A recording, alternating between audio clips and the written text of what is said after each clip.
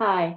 After painting rooster, hen, and baby chicks in our last two online workshops, we will switch back to painting flowers.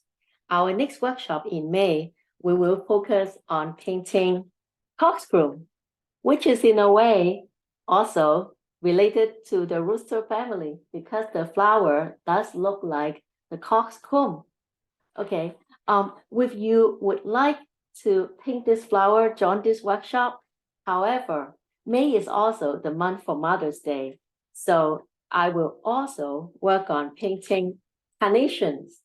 Carnation is a flower that we usually use to buy for our loved one during Mother's Day. So I think it's fun to paint carnation as well. So in May, the workshop will actually have two different flowers, cockscomb, and also carnation.